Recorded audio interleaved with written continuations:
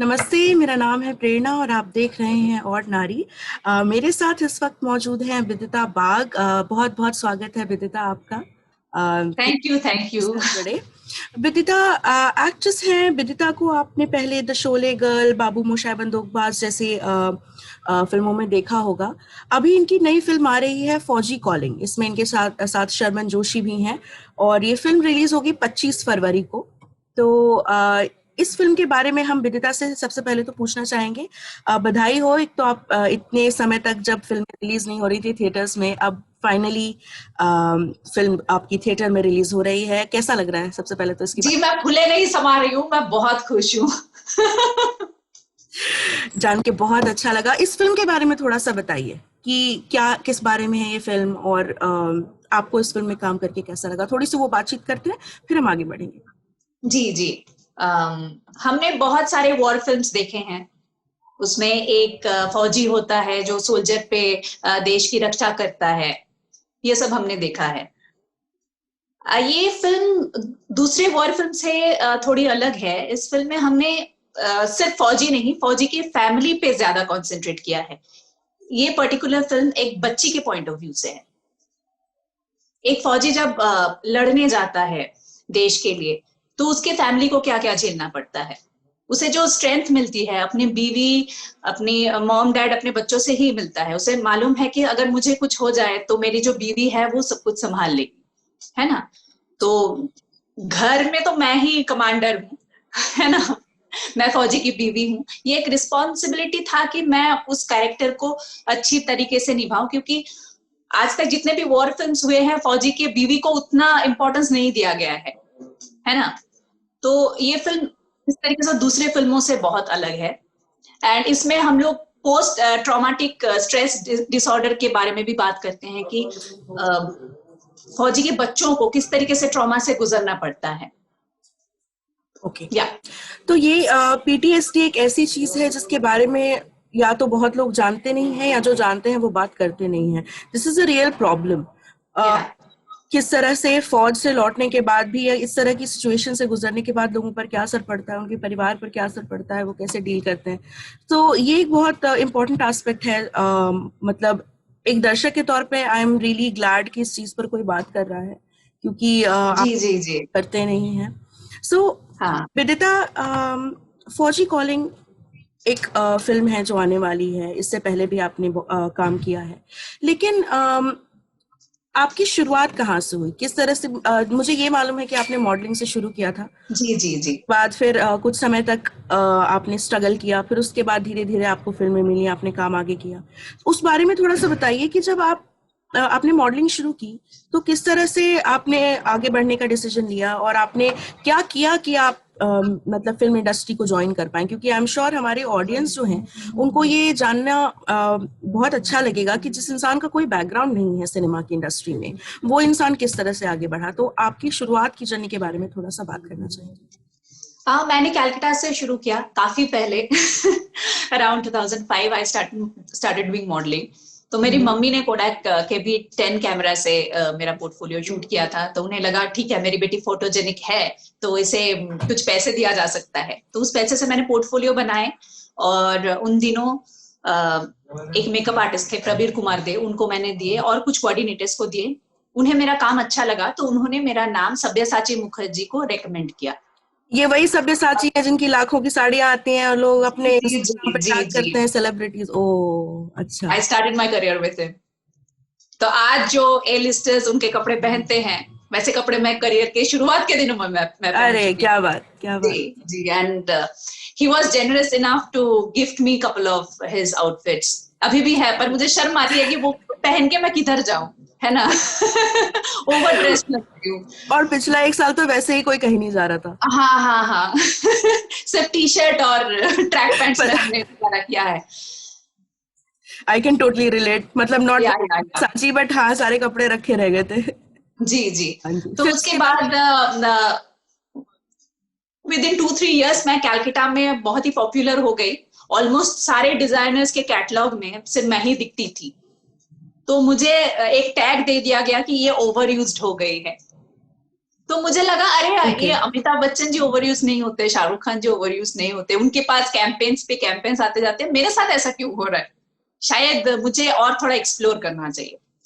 तो after graduation I shifted my base to Mumbai. वहां मैंने ऑडिशंस देना शुरू किया। Then I back couple of big beauty brands, I endorse those brands. Then top model मैं मुंबई में भी बन गई। Till that time it was quite easy. ये किस साल के आसपास की बात होगी? हाँ, ये बॉम्बे वाली जो बात आप बता रही हैं, ये किस साल के आसपास? 2009-10।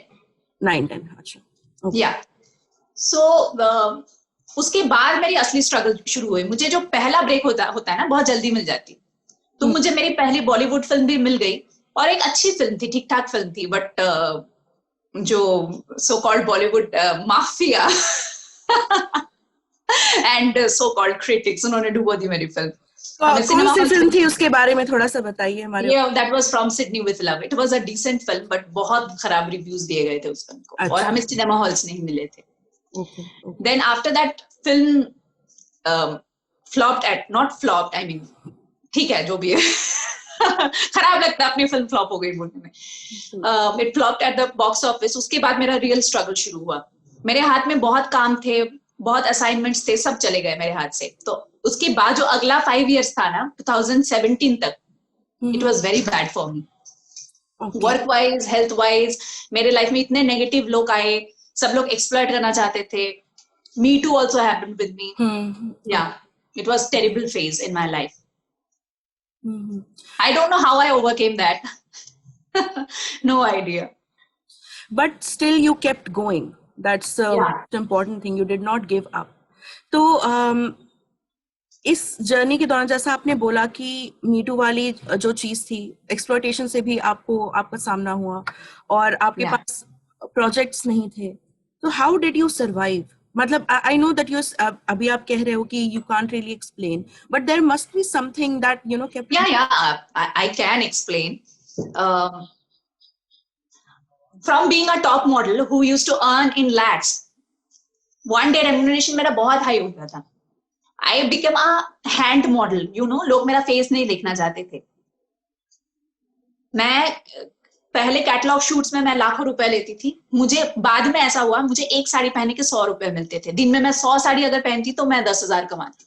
और ऐसे शायद ऐसा काम भी मुझे 2-3 महीने में एक बार आता था। So you can understand how difficult it is, है ना? It must have been. Yeah, it was terrible. But मेरे बहुत थोड़े सेविंग्स थे। मुझे मालूम था कि किसी भी तरह मुझे इसी सेविंग्स से चलाना है।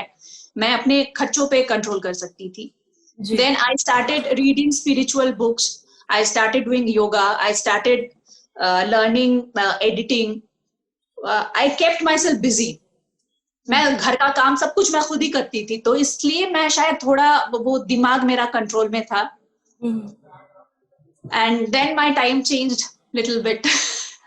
वो टर्निंग पॉइंट आप कैसे डिफाइन करती हैं, जो आप, जैसे आपने बोला कि your life changed, so what was the exact turning point जिसको आप समझते हैं कि यहाँ के बाद से आपका समय चेंज हुआ? नहीं, मैं तो ऑडिशंस देती रहती थी, मैं लोगों से मिलती रहती थी, and somehow this Babu Moshai Bandookbaaz cracked. मैं उसमें सेकंड लीड करने वाली थी। Then one of my friend, he recommended my name कि विदिता को क्यों नहीं ट्राई करते हो, विदिता का ऑडिशन लेके देखो। तो I gave that audition and I cracked. उसके बाद से लाइफ बेटर हो गई थोड़ी। ओके। नवाज के साथ काम करना कैसा था? नवाज को लोग एक मतलब इंडस्ट्री में he is now a name, जिनके साथ काम करने में की लोगों की बहुत इच्छा होती है, तो उनके साथ काम करने का एक्सपीरियंस कैसा था आपका? बहुत अच्छा था। वो बहुत ग्राउंडेड है, एंड जब मैं उनसे मिली वो मेरे बारे में जानते थे।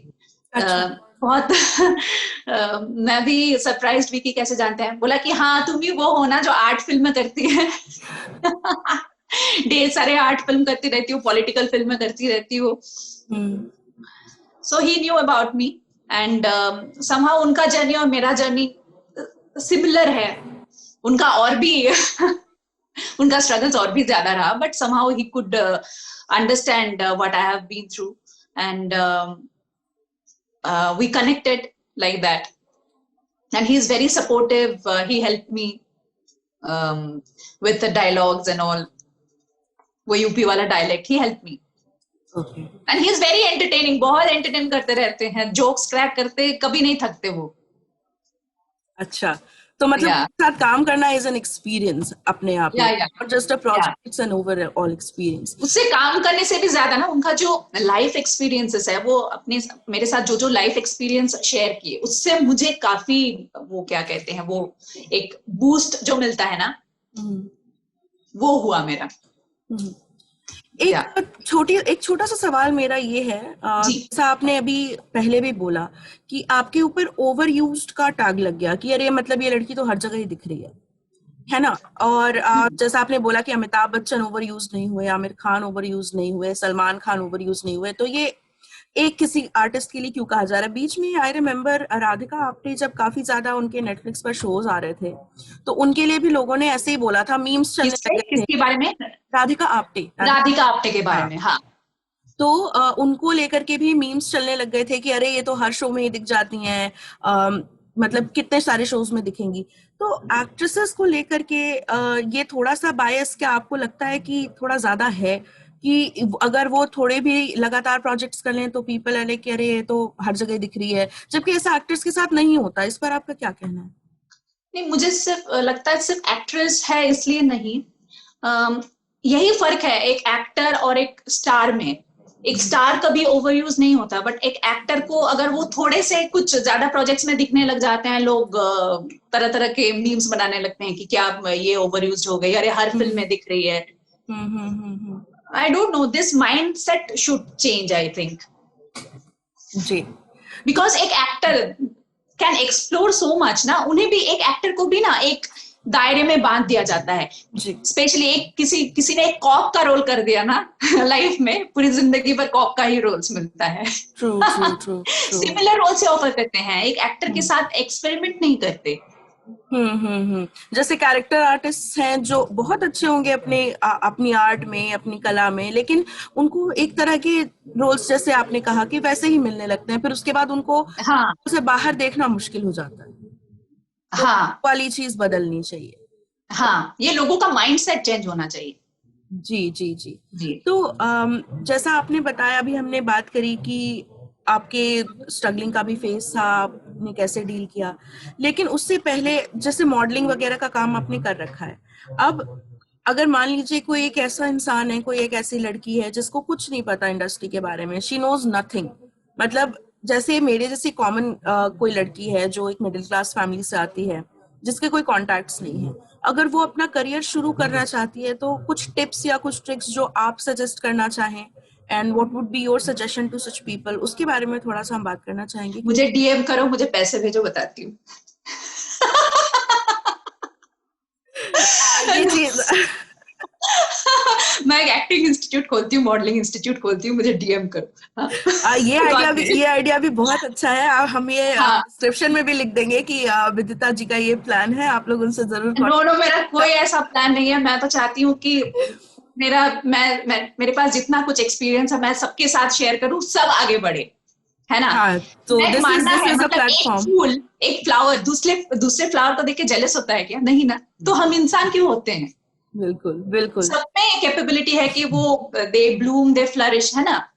तो हम लोग जेलस क्यों हो जाते हैं? Anyways, I will give you the tip. सबसे पहले जरूरी है एक पोर्टफोलियो बनाना। ओके। एक प्रोफेशनल पोर्टफोलियो बनाना बहुत जरूरी है। देन जो प्रॉपर कोऑर्डिनेटर्स होते हैं, उन्हें अप्रोच करना जरूरी है। ये पोर्टफोलियो कैसे बनवाया जाता है? पोर्टफोलियो आप किसी स्टूडियो से बनवा सकते हैं, या कोई फैशन फोटोग्राफर जो है उन्हें कांटेक्ट कीजिए, उनके पास अच्छा बनवाइए। और अच्छा। उसमें 3-4 बेसिक लुक होना चाहिए। अगर एडवर्टाइजिंग में काम करना है, क्योंकि पैसे एडवर्टाइजिंग में है, वो उस तरीके से फैशन में उतना पैसा नहीं है, unless you become a very big fashion star. India में वो नहीं है, इंटरनेशनली वो है, इंडिया में नहीं। ओके। तो आपके 3-4 लुक होना चाहिए। एक है फॉर्मल व्हाइट शर्ट में, मतलब कॉर्पोरेट लुक में आप कैसे दिखते हैं। देन एक इंडियन हाउसवाइफ लुक में, एक कॉलेज गर्ल लुक में, ऐसे 3-4 अलग अलग लुक में फोटोशूट करवाना चाहिए। देन यू सर्कुलेट, जितने भी कोऑर्डिनेटर्स हैं उन्हें मेल कीजिए, मेकअप आर्टिस्ट को मेल कीजिए, जर्नलिस्ट को मेल कीजिए, डायरेक्टर्स को मेल कीजिए, उन्हें अच्छा Okay. लगा तो वो आपका ऑडिशन लेंगे। आजकल तो घर से ऑडिशन हो जाता है। आप याद करो उन दिनों जब मैं A4 साइज इतना बड़ा फाइल लेके मैं जाती थी ऑडिशन देने, सबको दिखाती थी। फिर जब वीडियो में शूट करने लगी तो मैं लैपटॉप लेके जाती थी अपने टीवी कमर्शियल्स दिखाने। अच्छा। आजकल तो वो सब नहीं करना पड़ता, कितना आसान हो गया, आपको सिर्फ एक लिंक भेजना होता है लोगों को। तो लाइफ आसान बन गया है, फायदा उठाओ। That's it. और पेशेंस बहुत चाहिए भाई, patience. Unless you are very lucky, रातों रात कुछ हो जाएगा, बदल जाएगा, बट नहीं तो पेशेंस और परसिवियरेंस ये दोनों चाहिए। किसी इंसान ने कहा था, उनका नाम मुझे याद नहीं आ रहा है, कि जो लोग जिसको ओवरनाइट सक्सेस मानते हैं वो एक्चुअली ओवरनाइट नहीं होती है। लोगों को अचानक से दिखती है तो लोग सोचते हैं कि ओवरनाइट सक्सेस है, जबकि उसके पीछे की जो मेहनत है, जो सालों की मेहनत है, जो एफर्ट लगता है, वो लोग नहीं देखते हैं। एक शॉट, कोई अगर मतलब कोई एक बास्केटबॉल स्टार है, कोई वो हूप मारता है, उसके बाद वो मतलब लोग बात करने लग जाते हैं, लेकिन लोग ये नहीं देखते कि कितने सालों तक लगातार उसने वो हूप करने की प्रैक्टिस की होगी, खेला होगा, उसके बाद फिर there came a moment he shone when they shone, right? तो ये वाली चीज है। तो ओके, इसके बाद अगर जैसे सिनेमा इंडस्ट्री में आपने अपने पोर्टफोलियोज वगैरह भेजे, शुरुआत में थोड़ा सा सेटबैक आया, उस सेटबैक से आपने डील किया।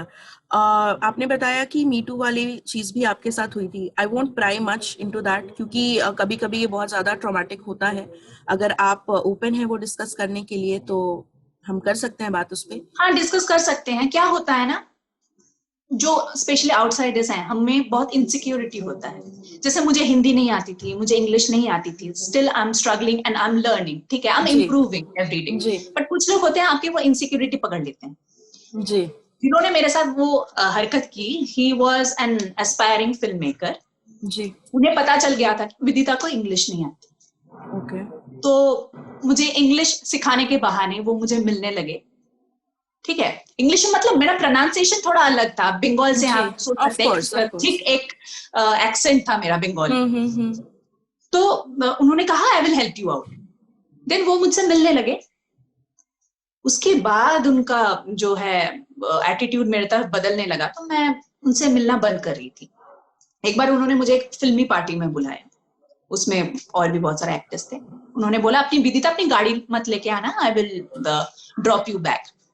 मैंने कहा ठीक है। तो पार्टी में बहुत सारे डायरेक्टर्स एक्टर्स से मिले, इट वाज फन। देन उसके बाद उन्होंने मुझे चंदन थिएटर जो है ना, चंदन थिएटर के पीछे, वहां मुझे बोले कि विदिता I will drop you.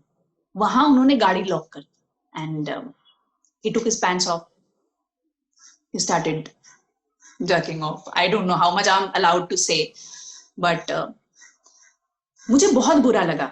He was a married guy. उसके फोन पे ना अपनी बीवी का फोटो था, बीवी और बच्चों का। और मुझे तो martial arts, I am trained in martial arts, मुझे तो पता है मैं किसी इंसान को कैसे मार सकती हूँ। मुझे लग रहा था ना पीछे जो सीट जो ये है ना, वो निकाल के ना मार दूं। But I controlled my self, मैं बैठी रही वहां ऐसे होके। तो उन्होंने कहा you must enjoy this moment, किसको याद रहेगा?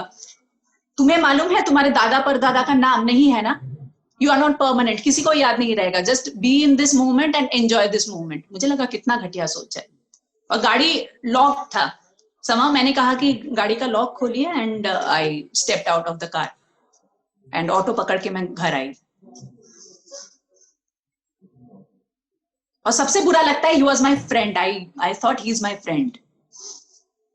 दोस्त लोग ही करते हैं ऐसा ज्यादातर, क्योंकि अगर इस इंडस्ट्री में, किसी भी इंडस्ट्री में आपको अगर ऐसा प्रपोजल दिया जाता है, अगर आपको उस इंसान के बारे में पता है तो you can take the step जो करना चाहिए। बट अगर फ्रेंड के तरफ से ऐसा हो ना, तो डील करना बहुत मुश्किल हो जाता है। तो फिर मतलब ये तो बहुत I can understand how you must have felt, पर आपने फिर कैसे डील किया, इससे आगे कैसे निकले आप? क्योंकि कई लोग तो मतलब कई जो आम लड़कियां हैं वो इसी चीज से डर करके वापस अपने कदम खींच लेती हैं, कि जैसे कोई लड़की पहली बार अगर घर से बाहर निकले और कोई उससे चिकोटी काट के चला जाए या उसका सेक्सुअल हैरेसमेंट कर दे, तो वो लड़की दोबारा घर से बाहर निकलने के पहले 4 बार सोचेगी। नहीं, मुझ में ये बात हमेशा है, अगर कोई मुझे ऐसा कुछ करे, जैसे बस में, ट्रेन में, ऐसे बहुत बार मेरे साथ ऐसे इंसिडेंट्स हुए हैं, बट आई स्क्रीम्ड बैक। मैं पकड़ के तो मारने भी लगती हूँ लोगों को, मुझे इसमें कोई डर नहीं लगता। बट जब ये कोई फ्रेंड करता है ना, तब मुश्किल हो जाता है। मुझे बहुत इंडिसेंट प्रपोजल्स मिले, बट मैं इग्नोर करके मैं आगे बढ़ती रही। बट फ्रेंड हो ना, तब डील करना बहुत मुश्किल हो जाता है। और ऐसे जो सेक्सुअल ऑफेंडर्स होते हैं ना, ज्यादातर फैमिली के ही लोग होते हैं, या फ्रेंड्स होते हैं, क्लोज फ्रेंड्स होते हैं। जी। या तो अगर जैसे कोई लड़की अगर ऐसा कुछ फेस करती है तो उसे क्या स्टेप लेना चाहिए आपके हिसाब से? What would you suggest? First तो अपनी सेफ्टी देखना चाहिए। देखना पड़ेगा, थोड़ा सा अलर्ट रहना पड़ेगा कि उस सिचुएशन से कैसे बाहर निकले। Then you have to decide, police complaint करना है या कन्फ्रंटेशन करवाना है, you have to decide that. But सबसे पहले जान है तो जहान है ना, अपनी जान बचाना जरूरी है। जान बचाना ज्यादा जरूरी हाँ, है। सबसे पहले मैं कहती हूँ कि मतलब हर वक्त हीरोइज्म दिखाना जरूरी नहीं है, कई बार चुपचाप उस सिचुएशन से निकल आना ही क्या कहते हैं, अकलमंदी की बात है। हाँ, जान है तो जहान है, जैसा आपने कहा। जी। This is very important.